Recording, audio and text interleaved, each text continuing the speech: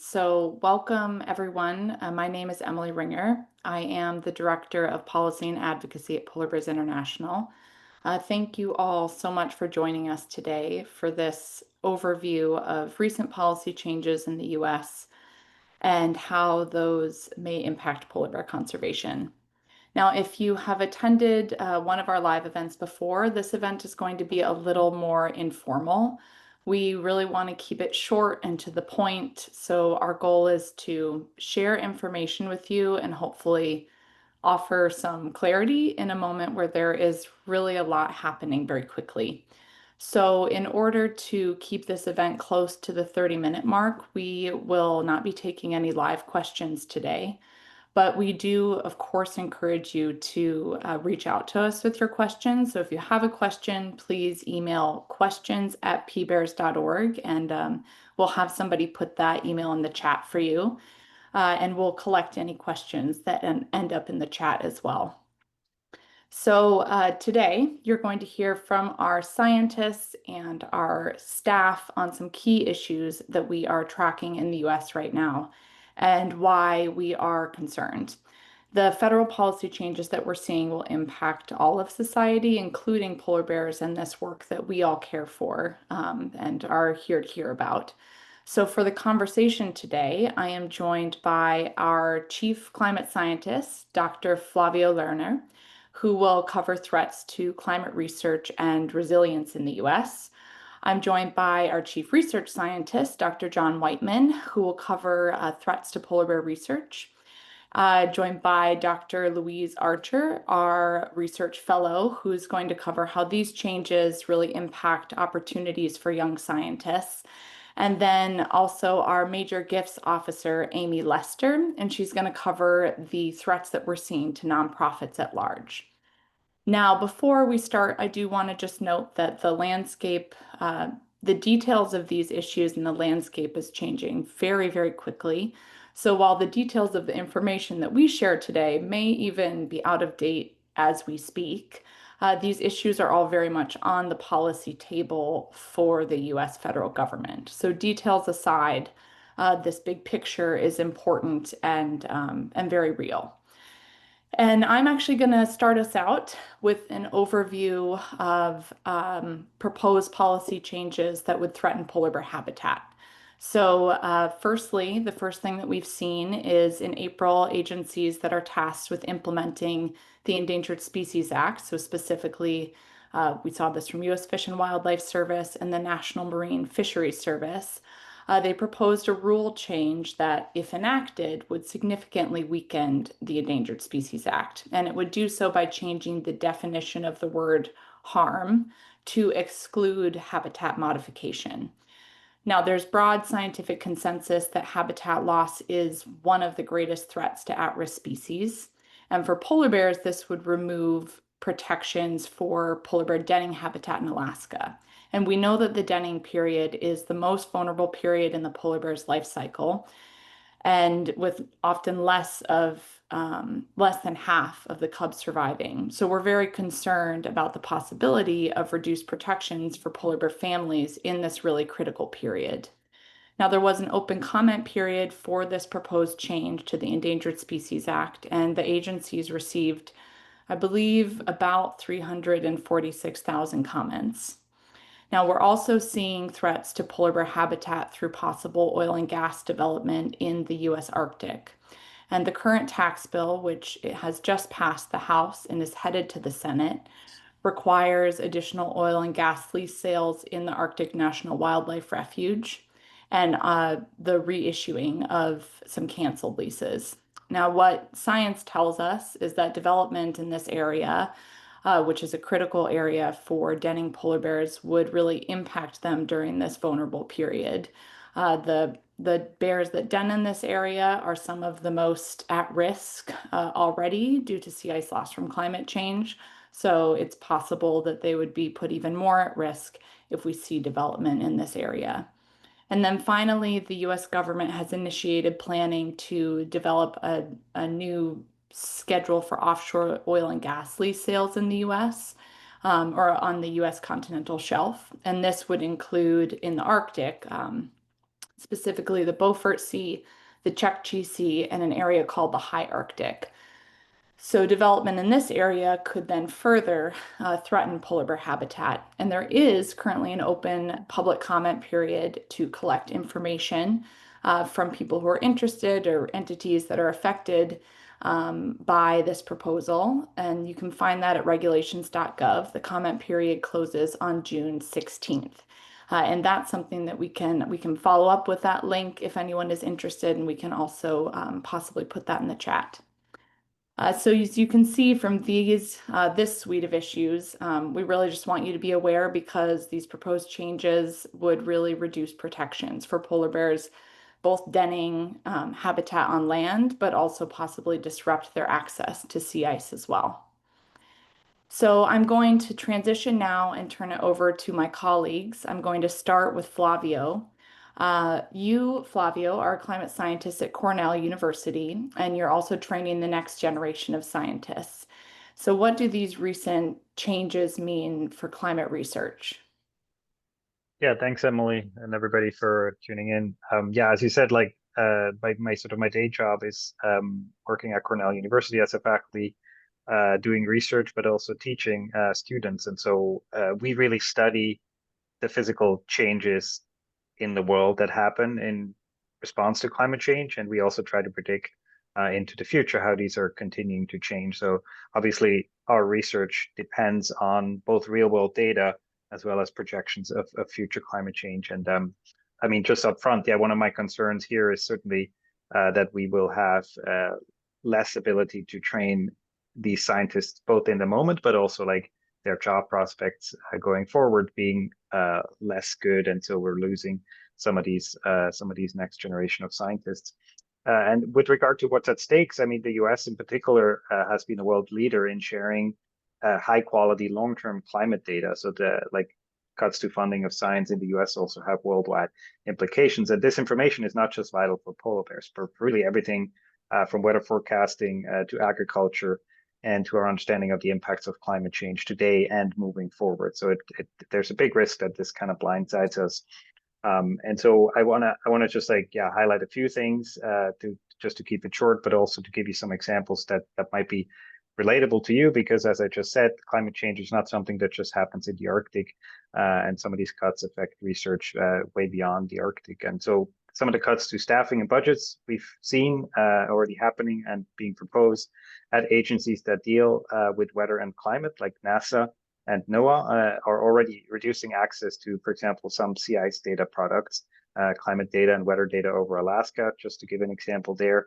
And it really, again, it weakens our ability to understand global warming and to prepare for its consequence. It really makes us kind of blind in some regards. And I think it's worth highlighting that the costs of these cuts now, I think, are demonstrably greater than the sort of the concrete savings and costs for an American taxpayer. So to give you an example, the entire NOAA agency, which includes the National Weather Service, costs the American taxpayer, about $20 a year. So like a month worth of Spotify or Netflix. And within that $20, there's about $4 a year that funds the entire National Weather Service, that provides the basis for all the weather forecasts. It's maybe not a well-known fact, but all the weather apps that we all have on our phones, they rely on that free provided data by the National Weather Service. They augment it, they make it look nice, but fundamentally that is an entire backbone of the weather forecasting enterprise that depends on these government-funded agencies. And the return on investment into National Weather Service and NOAA more generally is incredibly high, estimated at $73 for each dollar invested. And the question now is how quickly will we see those kind of cuts affect the quality of information that you can get wherever you are, right? Few of us live in the Arctic, but we all consume weather forecasts. And there's a real concern that reduction in ability to measure the weather and make these weather forecasts, send out warnings, is affecting the quality of forecasts we can all get. And so there's some examples just from this week from the severe weather that happened in the central US, where tornado warnings might have not gone out as fast as we are normally used to. And as you can imagine, that's a life or death situation where we really should think of weather forecasts and this kind of information as a public good that's provided by government-supported research. And so that's a real concern for people even beyond the Arctic and beyond concepts of conservation, that these cuts have real world impacts on all of us that consume this kind of information. Thank you, Flavio. Yeah, it can be very easy to take for granted the value of accurate weather data in keeping our communities safe and in helping us plan and understand the changes that we're seeing. So I appreciate you painting that picture for us. John, I'm going to turn to you now. As a professor at Old Dominion University and a polar bear researcher, you are also seeing really big changes in academia and collaboration as well. Can you tell us a little bit about the issues that you're tracking? Sure. So I've been a biologist for about 20 years, and I've spent most of that time with polar bears as a main focus, particularly the bears near Alaska and the Beaufort Sea. And these recent changes that we're talking about at the federal level really represent severe setbacks for biological research as well. And it's going to make it much harder to monitor the effects of sea ice loss on polar bears. So much of what we know about polar bears and how to protect them comes from researchers conducting fieldwork and working with data and samples that have already been collected during long-term projects. And the cuts and policy changes that are happening right now are quite likely to push uh, experienced researchers out of the profession, reduce or eliminate future fieldwork, and make it harder to work with these already existing sets of archived data and samples. I'm really concerned about the layoffs happening at the federal level. We're seeing a widespread loss of experience and institutional knowledge as lifelong researchers are laid off or forced into early retirement. And this specifically includes the proposed shuttering of the entire biological research program at USGS. Now, that's a key agency which oversees the US polar bear research team. Now, although there hasn't been an official announcement, all of the available information indicates that this research program was going to be closed down last week, but then that this action was temporarily paused by a judicial order. So other federal bodies that provide scientific guidance for protecting species like polar bears, this is things like the Marine Mammal Commission, they've likewise been proposed for elimination. Now, these kind of losses are going to hit the polar bear research community especially hard because fieldwork is so logistically difficult and expensive. Federal leadership on polar bear research has been really crucial to maintain data collection and monitoring efforts. So by far in the polar bear world, the most common and effective approach has been for outside researchers like me to collaborate with my federal counterparts. They get the benefit of working with people who can bring a wide network of expertise to the table. And then we get the benefit of not needing to reinvent the wheel every time we need to get out into the Arctic and actually sample bears.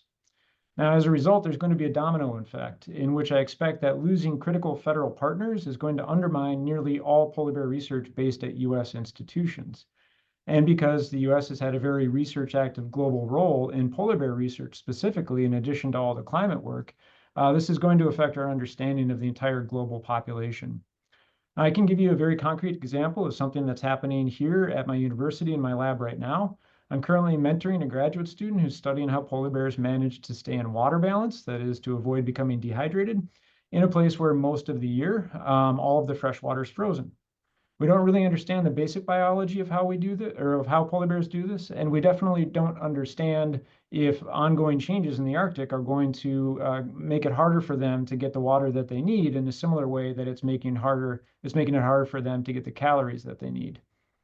So the student in my lab, she's using a new technique in which we can learn a lot about where and how animals obtain their water by analyzing blood samples. So we're collaborating with federal scientists based up in Alaska who manage that research program that I mentioned because they've been sampling polar bears in the Beaufort and archiving tissue and data since the 1980s.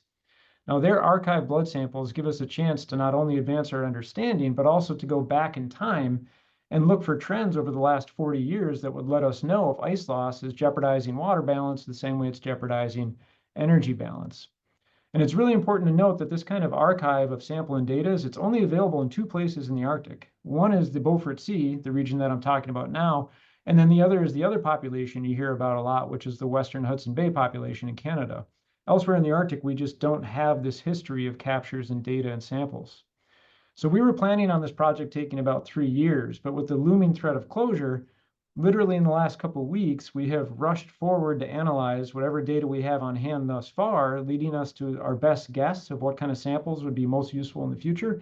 And then just a couple days ago, I had those samples rushed down, in an overnight shipment of dry ice to make sure we got them before we lost the opportunity to get them. So our work, including that specific project, and basically everybody who's trying to do work outside of federal agencies, we will do our best to continue. We specifically also are offering whatever help we can to our federal partners to download and store any publicly available data that they have before it has a potential to disappear, and also transfer and store any tissue samples if that's the most appropriate course to take for them. But universities, of course, are also in turmoil, and we've had major grants that have been canceled, and we're being told that future funding opportunities will be much more limited and they'll have reduced overhead. And while that last part might sound like a good thing for research grants, in the end, it actually just means less total support for universities, which will further restrict our ability to do research. So overall, while we are going to keep doing everything we can to keep providing good work, the general research landscape stands to be pretty dramatically altered. Thank you, John. The USGS really does serve an important role in providing that objective science for agencies that make policy and management decisions. And as you so nicely illustrated, USGS and Fish and Wildlife Service are really critical collaborators for the polar bear community's efforts to understand bears in Alaska and to support sound conservation measures. So thank you for painting that picture for us and illustrating that. We're going to turn now to Louise. Louise, are Polar Bears International's postdoctoral fellow. You're early in your career, but already very accomplished. High-level publications under your belt. Can you tell us what your concerns are for other early career researchers right now? Sure. So, hey everyone, as Emily mentioned, I'm an early career researcher. So I finished grad school about 4 years ago or so, and since then I've been working in polar bear research. So using novel techniques to try and understand and predict how bears are responding to sea ice loss. So this work, although I'm based mainly in academic institutions, it's highly collaborative with government partners who provide essential data, as well as guidance and mentorship. And to kind of give you an idea of the landscape for early career researchers like myself, across the course of my studies and my career, I've moved countries 5 times, I've moved continents, all to really diversify my experience and build skill sets to apply to answer some of these challenging problems. So for early career researchers, these cuts that we're seeing to US funding and federal agencies, they add uncertainty to an already uncertain career path.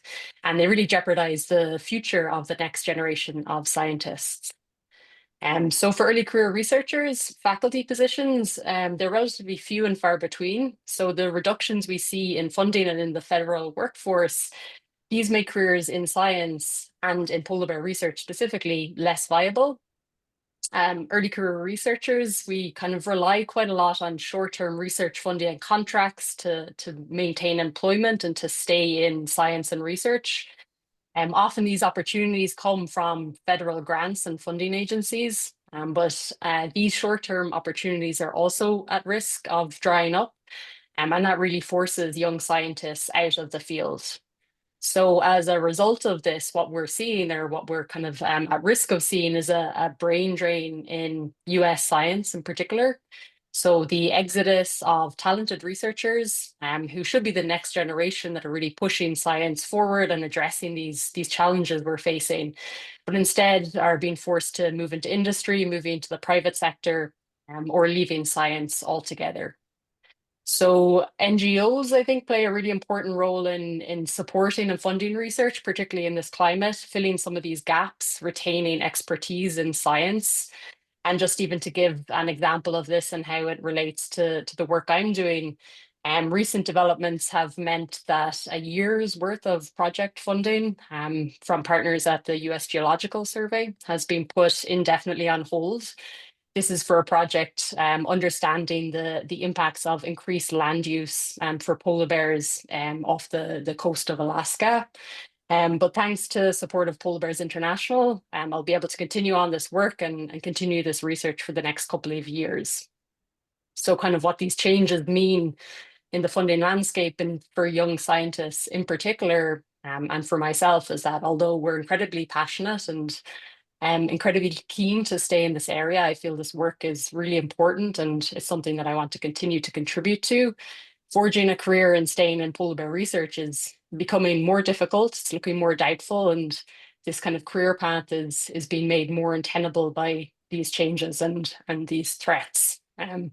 So I think the potential of being forced into other career paths and out of science altogether and away from polar bear research is really a huge threat to young scientists like myself. And it's something that I'm really, really worried about and kind of continuing to monitor into the future. Thank you, Louise. And you have so much to offer to polar bears in the scientific world. So we hope we can keep you in it. And you've really illustrated how a strong foundation of new and early career research is just very important for driving innovation and the future success in scientific research. And these changes could very much limit that advancement in the US, but those effects could easily ripple into the wider scientific community.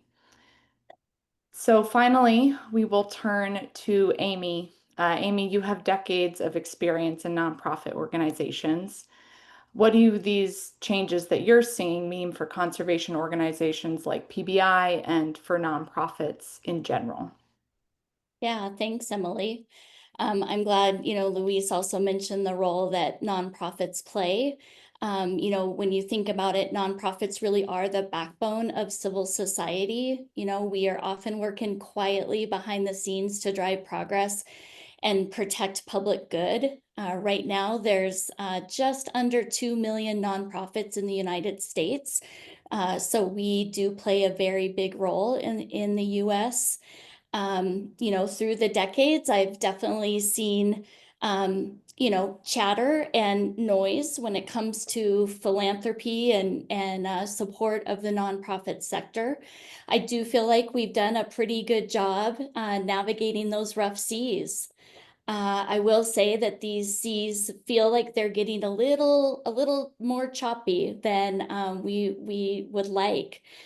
We mentioned earlier about the One Big Beautiful Bill Act. Again, that's the name of it. That's not what we named it.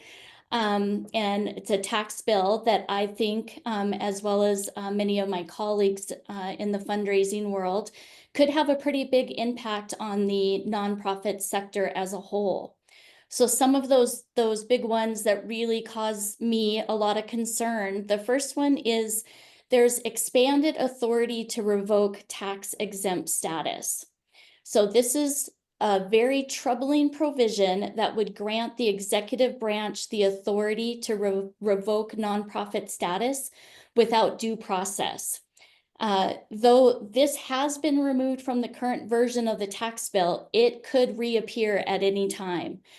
So do I feel like the chances are high that it will? No, I don't. I feel like the chances are low. However, what is concerning is that if it does get reintroduced and it goes through, it will have devastating consequences on the nonprofit sector. The other area of concern in this tax bill is the increased taxes on private foundations. So the current tax bill proposes a tiered tax on private foundations. So escalating from 2.8% up to 10% based on the foundation size.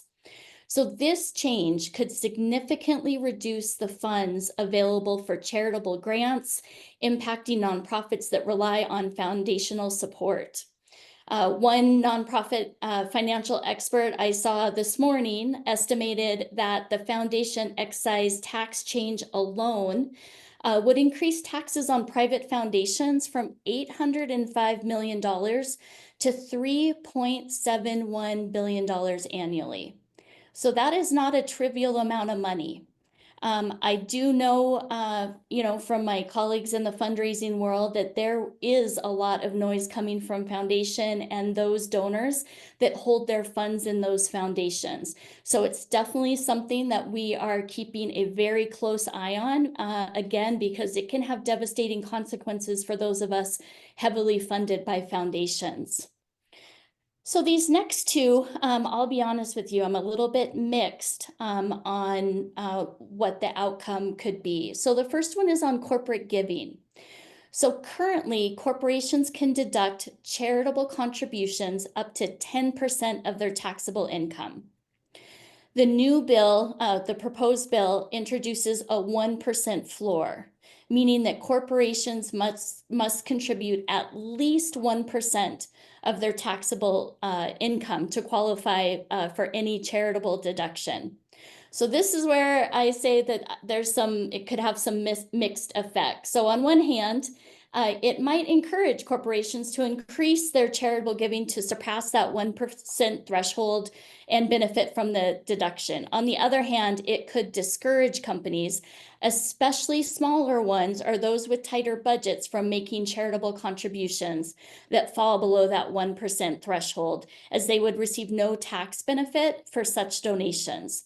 So I know many small businesses, and when you look at companies across the US, the majority of them are qualified as small businesses that used to be able to give half a percentage to charitable giving. Well, that's gone now. It has to be a minimum of 1%.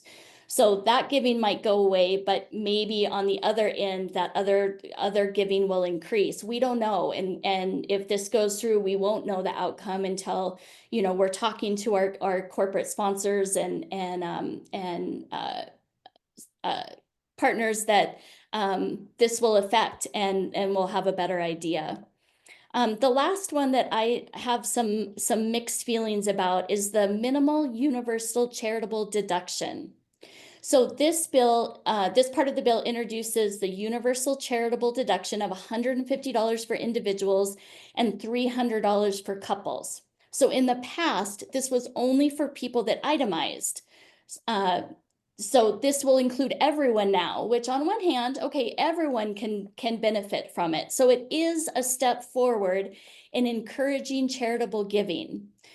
The low cap, though, might limit its effectiveness in boosting donations. So, trying to encourage all Americans to give something isn't a bad thing at all. However, $150 per individual or $300 per couple won't move the needle very much. For us, we rely heavily on philanthropic support from individual donors, foundations, and corporations. It's about 85% of our funding. So any disruption to these vital revenue streams, as proposed in this legislation, could jeopardize our ability to deliver mission-critical programs. Thank you, Amy. Nonprofits do provide so many critical services in our communities, and I know that the community that is tuning in here appreciates that immense value and the importance of protecting that sector and the work that nonprofits do. So that concludes our at least our overview, and I know we've given a lot of information, and we know that can be overwhelming, and our goal is not to overwhelm, but to offer you hopefully some assurances about what we are doing and also highlight pathways for you all to get involved. So at Polar Bears International, we are working very hard to respond to these potential changes. And with your support, we're helping to safeguard some data that's in danger of being deleted from government servers. We provided science-based opposition to the proposed changes that I mentioned to the U.S. Endangered Species Act, and we are currently committed to continuing to help our community make sense of these changes and really identify paths for collective action. And so, to that point, all that we have shared here today is not inevitable. The tax bill that includes many of these pieces, it just made it to the Senate and will need to be approved again by the House if they make changes, which is likely. So the July 4th, I think, is the stated goal for final passage. Now, if you live in the US, you can really influence the outcome on several of the issues that we have highlighted here. And the best way that you can do that is to call your congressional members, regardless of their stance or whether or not you think they need to hear from you, they do. And honestly, every day, if you can, the more that they hear from constituents, the more likely they are to respond. Our elected leaders are supposed to reflect the priorities of their community. and that includes you. And so if they're going to reflect those priorities, they need to know what they are and they need to hear what you care about. I have a few treasured tips for making effective calls that have been shared with me, and I think have really helped me feel empowered to do more of it. The first is to be really specific about why you're calling. That can be extra hard in times like this when there's a lot we want to call about, but you could make a single call for every single issue. You don't have to cram it all into one, but be really specific. Ask for a response. So tell them you want to hear back from them, and also tell them what actions you would like to see. So it could be, I'd like to see you speak out publicly about XYZ, or I'd like to see you advocating for this in the tax bill. Give them a specific, not just what you don't like, but what you would like to see. What's a path forward that you as a constituent would really approve of. And the more specific and direct you are, the more serious, I think the more serious that outreach is taken. And beyond making these calls and doing that outreach to elected officials, you can also be talking to your friends and family members about your concerns, making that urgency more personal for them. You can share information with your community near and far. You can encourage them to be making calls as well. These may feel like small actions, but we know from hearing from congressional staffers that they really do make an impact. And then finally, you can, of course, support organizations like Polar Bears International, other charities. We all need that support from our community right now. And all of these actions that I've outlined, they all really matter, but please remember that the most powerful action is really the one that you will do. And we're grateful for, just being here and absorbing some of this information is an action, because the sharing of information and clarifying of this information for each other is really how we're going to help each other move forward in a clear and effective way. So we do expect that the next couple of years in the US are going to require us all to step up.